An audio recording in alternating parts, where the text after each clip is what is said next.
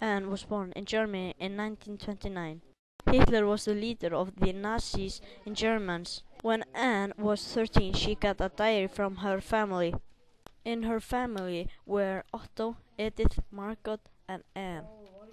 All Jews had to wear a yellow star. The rules they had to follow were they had to be inside by 8 and they cannot go to the cinema. Hitler hated all Jews and he sent them to concentration camp. Anne did not get along with her mother. Anne did like Peter very much.